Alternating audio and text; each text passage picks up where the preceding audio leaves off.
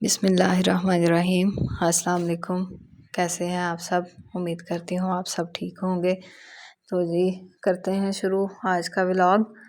आज की वीडियो में हम रोज़मर्रा रूटीन के काम कुछ शेयर करेंगे। सर्दियों का मौसम है और आज जो है हमारे किचन में कुछ ख़ास बन रहा है।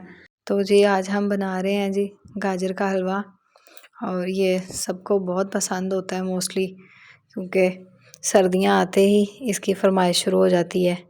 और मेरे ख्याल से आप सबको भी ये हलवा बहुत पसंद होगा। सर्दियां हैं तो दिल करता है कोई गर्मा गर्म चीज़ खाई जाए।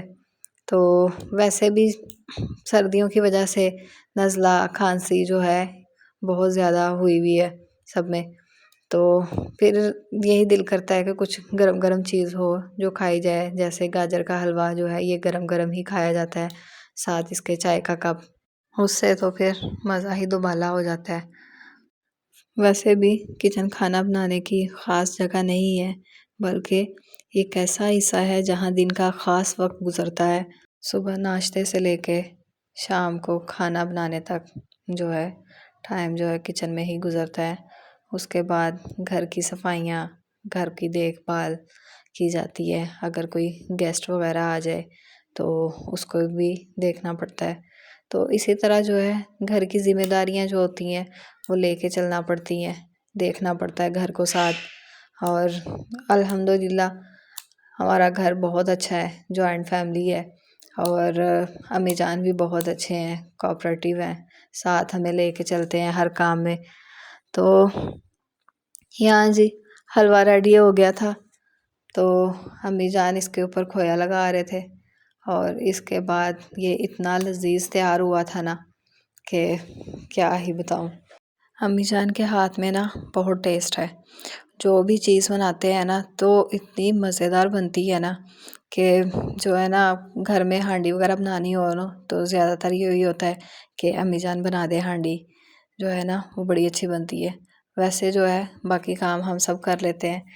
तो जी यहाँ जो था सब्ज़ लहसुन और सब्ज़ प्याज जो है ना ये लेके आए हुए थे अब्बूजान, तो इसको भी फ्रीज़ करना था। आजकल दूसरे प्याज की बजाय ये वाला प्याज जो है ये बेहतर रहता है, क्योंकि इसका सीज़न है और यही ज़्यादा इस्तेमाल होता है।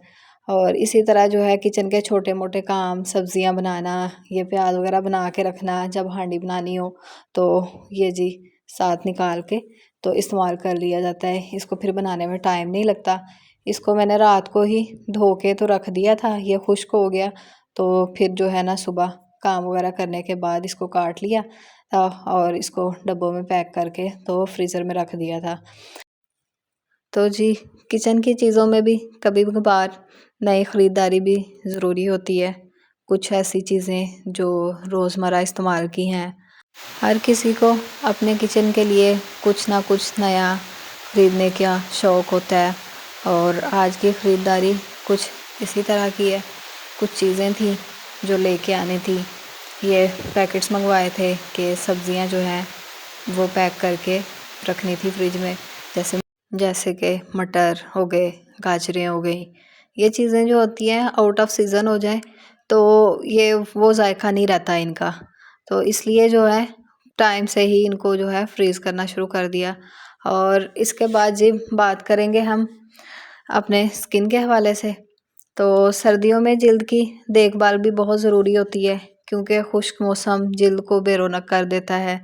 इसलिए आज एक छोटा सा टोटका अपनी बहनों से शेयर कर रही हूँ जो जिल्द को नरम मुलायम और चमकदार रखने में मदद देगा।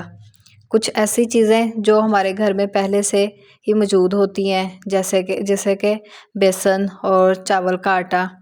और यहाँ मैं इसका स्क्रब तैयार कर रही हूँ। इसको फेस वॉश की जगह भी इस्तेमाल कर सकते हैं, और मैं तो इसको फेस वॉश की जगह ही इस्तेमाल करती हूँ।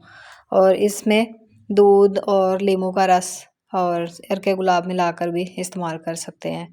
तो ये जी थी आज की वीडियो। पसंद आई हो इसे लाइक करें, शेयर करें और सब्सक्राइब करना ना भूलें। मुलाकात होगी नेक्स्ट वीडियो में, तब तक के लिए अल्लाह हाफिज़।